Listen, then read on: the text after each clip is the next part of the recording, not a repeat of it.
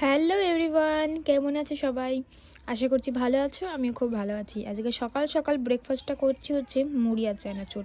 তো সকালে তো এরকম খাওয়া ঠিক হয় না, বাড়িতে ধরো ভাতই খাওয়া হয়ে যায়। তো আমি ভাবলাম যে আজকে একটু চানাচুর দিয়ে মুড়ি খাই। আর বোনদের আজকে স্কুলে হচ্ছে প্রোগ্রাম, তো মর্নিংয়ে স্কুলে গেছে। এবারও 10:30 থেকেই স্কুলে যায়, বাট আজকে তো স্কুল হবে না, আজকে প্রোগ্রাম হবে। সেই জন্য ও গেছে হচ্ছে 8:30টার সময়। আর এখন বাজে হচ্ছে 10টা, 9:30 10টা বাজতে গেল। ওইক্ষুনি 10টার মধ্যে চলে আসবে বলেছে। তো ও আসলে তারপরে আর কি সারাদিনের আবার দুজনের খুনসুটি চলবে। আজকের স্কুলও ছুটি আছে এবং পড়াও ছুটি আছে, মানে ওর সকালে পড়া থাকে সেটাও ছুটি, এবার বিকালে পড়া থাকে সেটাও ছুটি। আর তার সাথে আজকে হচ্ছে আমার মা বাবার অ্যানিভার্সারি। তো বোন বাড়ি আসুক, তারপরে দুজন মিলে প্ল্যান করে দেখি যে কিছু স্পেশাল করা যায় নাকি ওদের জন্য, মা বাবার জন্য কিছু স্পেশাল করা যায় নাকি, যেহেতু আজকে অ্যানিভার্সারি সেই জন্য। তো চলো দেখতে থাকো, পরে তোমাদের সঙ্গে আবার কথা বলতে আসছি। এদিকে মা দেখো কত সুন্দরভাবে সাজিয়ে আজকে পুজো দিয়েছে। আর আমাদের যেহেতু গোপাল রয়েছে সেই জন্য তো একটু বেশি করে ধরো 3-4 বেলা তো ঠাকুরকে খেতে দিতে হয়ই। বোন দেয়, বাবা দেয়, মা দেয়, সবাই দেয়, আমিও মাঝে মধ্যে দিই, কিন্তু এইবার এসে এখনো পর্যন্ত দেওয়া হয়নি আমার ঠাকুরকে। স্নান টান কমপ্লিট করা হয়ে গেছে, এখন খাবো দুপুরের ভাত। আর এদিকে বই নিয়ে বসেছে, এত সময় পর, সকাল থেকে এত সময় পর এখন বই নিয়ে বসেছে। ও ওদিকে ট্রেন যাচ্ছে, কি আওয়াজ! তো ট্রেন যাচ্ছে, ট্রেনের হর্নটা মেরেই যাচ্ছে। তো চলো দুপুরে কি কি রান্না হয়েছে তোমাদেরকে একটু দেখিয়ে দিই। আর আজকে তো নিরামিষই রান্না হয়েছে, যেহেতু বৃহস্পতিবার, সেই জন্য চলো দেখতে থাকো। আজকে আমাদের বাড়িতে নিরামিষ খাওয়া হয়, তাই একদম সিম্পল মেনু রান্না হয়েছে। চলো কি কি হয়েছে দেখিয়ে দিই তোমাদেরকে। শিম দিয়ে হচ্ছে মুগের ডাল, সাথে আলু ভাজা, আর এদিকে হয়েছে পুঁইয়ের ফল ভাজা,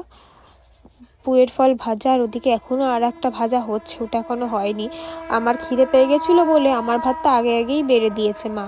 তো এদিকে হচ্ছে শিম ভাজা তাহলেই রান্নাটা হয়ে যাবে আজকের পুরোপুরি।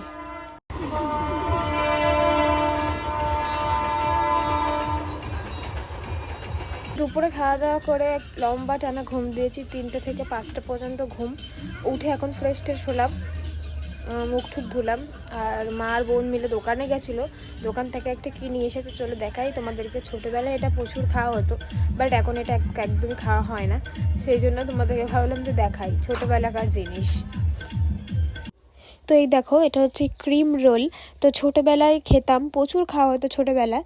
তো বিয়ের পরে তো আর খাওয়াই হয় না এইসব। তো আজকে হঠাৎ মা নিয়ে এসেছিলো, তাই আমার ছোটোবেলাকার কথা মনে পড়ে গেল। তো এই যে বোন এখন সন্ধে দিচ্ছে, তো বোন সন্ধে দেওয়া হয়ে গেলে তারপরে যাব একটু এক জায়গায় যাব, মানে কিসের জন্য যাব সেটা তোমাদেরকে একটু পরেই নয় বলছি।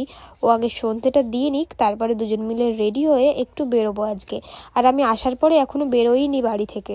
হয়ে গেছে সন্ধেবেলা, দুই বোন মিলে রেডি হয়ে যাচ্ছে একটু আমাদের স্টেশনের ওদিকটায়, মানে শেওড়াফুলি স্টেশনের ওদিকটায় যাব। কি আনবো বল?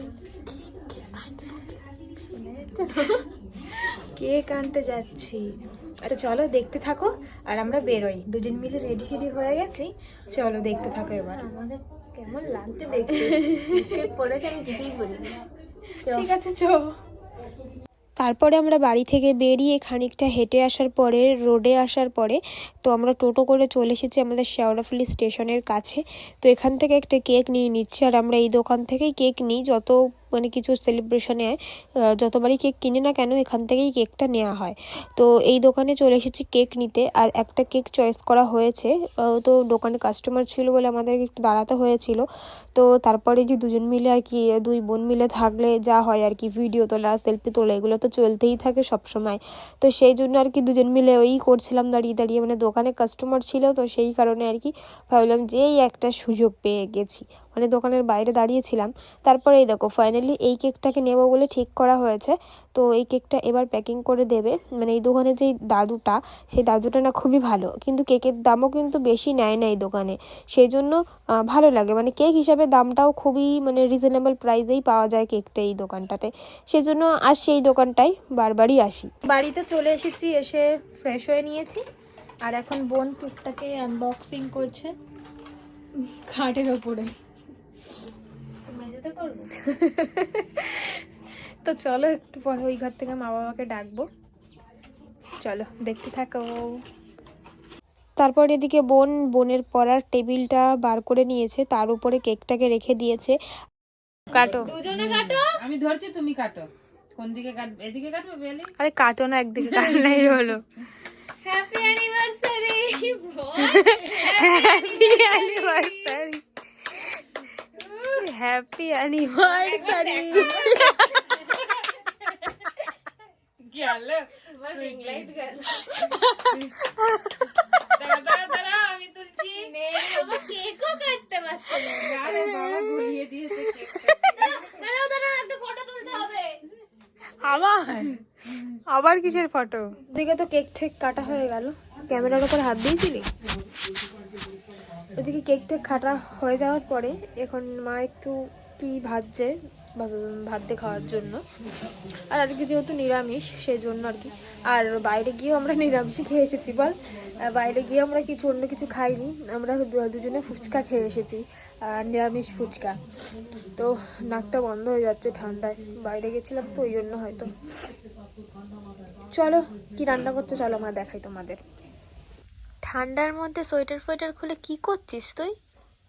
হ্যাঁ, ঠান্ডার মধ্যে সোয়েটার ফোয়েটার খুলে কি করছিস? Skin care? কি লাগালি মুখে? ময়শ্চারাইজার, শুধু শুধু ময়শ্চারাইজার, নাইট ক্রিম। আর একটু ঠোঁটে লিপ বাম লাগিয়ে নে, নাহলে বোরোলিন লাগিয়ে নে, ওখানে বোরোলিনের টিবেও রয়েছে। হ্যাঁ বোরোলিন লাগাবো এখন না, শোয়ার সময় খাওয়া দাওয়া করে নিয়ে তারপরে। বাঙালির যাই কিছু হয়ে যাক না কেন, একমাত্র ভরসা বোরোলিন। হ্যাঁ, হ্যাঁ সেটা আমার কাছেও। কোথাও কেটে গেলেও বোরোলিন, কোথাও ফেটে গেলেও বোরোলিন। একদম ঠিক বলেছিস। আর এদিকে মা রান্না করলো, মানে নিরামিষই যেহেতু খাওয়া হবে, সারাদিনই যেহেতু নিরামিষ খাওয়া হচ্ছে, তাই এখনও নিরামিষই রান্না করলো।